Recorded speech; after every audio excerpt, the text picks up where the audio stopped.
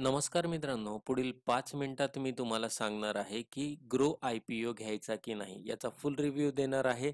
GMP सुद्धा याची सांगणार आहे आणि याचं मॉडेल काय आहे, फायदा कसा होईल हे सुद्धा या व्हिडिओतून तुम्हाला समजणार आहे. त्यासाठी व्हिडिओ पूर्ण बघा आणि सर्वप्रथम चॅनलला सबस्क्राईब करून घ्या.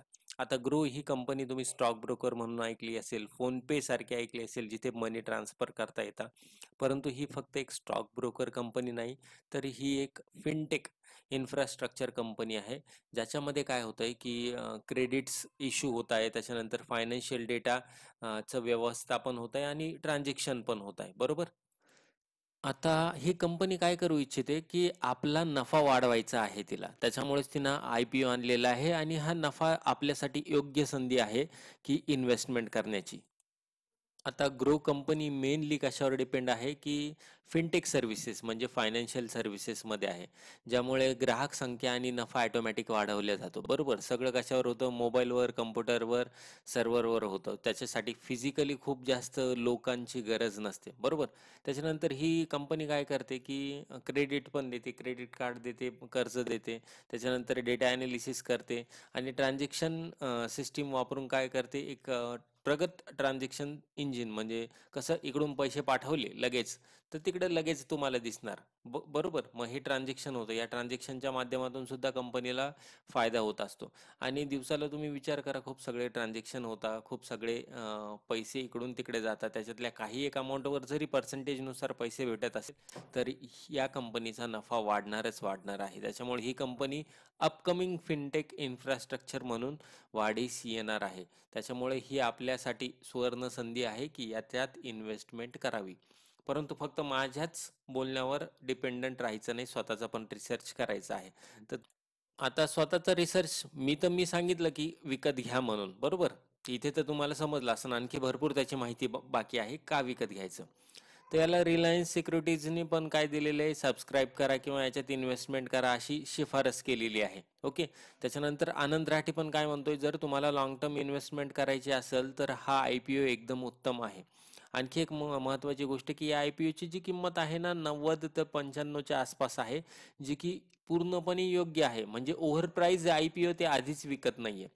आणखी एक महत्त्वाची गोष्ट, हा गुंतवणूकदारांच्यासाठी खूप सगळ्या सिक्युरिटीज फर्मनी याला पॉझिटिव्ह रेटिंग दिलेली आहे. मित्रांनो, बहुतेक सगळेजण PE रेशोवर काय करतात की शेअर विकत घेत असतात, बरोबर, लिस्टिंग झाल्यानंतर. परंतु याचा PE रेशो लिस्टिंग झाल्यानंतर 28.5च्या आसपास येण्याची शक्यता आहे, जो की IPOच्या किमतीवर आधारित आहे. मग यांनी काय होईल की 28 हा जर आपण प्राइस म्हणतोय किंवा आपण विचार करतोय की नाही, हा जो स्टॉक आहे किंवा IPO जर मला भेटला नाही तर मी डायरेक्टली त्या दिवशी, ज्या दिवशी लिस्टिंग आहे, खरेदी करेल. तर त्या दिवशी असं होऊ शकते की तुम्हाला हा ओव्हर व्हॅल्यूड मिळू शकतो, कारण की ऑलरेडी त्याच्यात प्रॉफिट ॲड असणार आहे. आणि IPO नंतर जवळपास 23,000 कोटीची ही कंपनी होणार आहे. त्याच्यामुळे आता सगळ्यात महत्त्वाची गोष्ट अशी की IPO मध्ये ग्रे मार्केटचं प्रीमियम GMP, बरोबर, हे महत्त्वाचं असतं. आता अनलिस्टेड म्हणजे जो अनलिस्टेड शेअर चालू आहे ना ग्रोचा, त्याची किंमत चालू आहे जवळपास 117 रुपये. किती? 117 रुपये. आणि ग्रोनी स्वतःची किंमत काय दिलेली? 90 ते 95च्या आसपास. म्हणजे तुम्हाला जर हा IPO लागला तर तुमचा 17% फायदा नक्की नक्की या ठिकाणी दिसत आहे.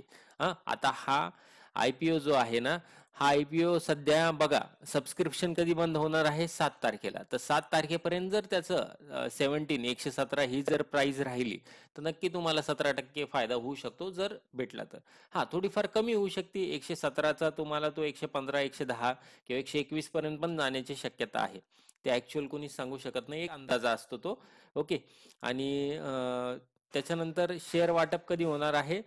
10 तारखेला होणार आहे आणि लिस्टिंग त्याची 12 तारखेला होणार आहे. मित्रांनो, ह्यातून जे पैसे मिळणार आहे, म्हणजे कशातून? या IPOतून पैसे येणार आहे ना, बरोबर.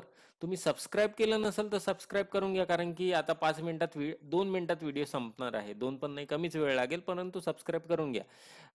क्लाउड इन्फ्रास्ट्रक्चर सुधारणा कशासाठी? जे सर्व्हर वगैरेसाठी 152 कोटी देणार आहे. मार्केटिंग आणि ब्रँड बिल्डिंगसाठी 225 कोटी. एवढं केलं तरच आणखी कंपनीचा फायदा होईल, लोक जुडले जातील. त्याच्यानंतर NBFC विभाग क्रेडिट सोल्युशनसाठी 205 कोटी, त्याच्यानंतर मार्जिन ट्रेडिंग फॅसिलिटीसाठी 167 कोटी आणि नवीन ॲक्विजिशन करायचं आहे किंवा नॉर्मल खर्च करायचा आहे तर याच्यातली उरलेली रक्कम वापरण्यात येणार आहे. अशा प्रकारे या रकमेचा प्रभावी वापर होणार आहे. एकंदरीतच हा IPO चांगला आहे, उत्तम आहे. तुम्ही पण अप्लाय करा, परंतु अप्लाय करण्यापूर्वी स्वतःचा पण अभ्यास करा. व्हिडिओ कसा वाटला, आवडला असेल तर नक्कीच एक चांगली कमेंट बॉक्समध्ये द्या. चॅनलला सबस्क्राईब करा. आपल्या मित्राला पाठवा ज्याला IPO मध्ये इन्व्हेस्टमेंट करायची इच्छा असेल. धन्यवाद.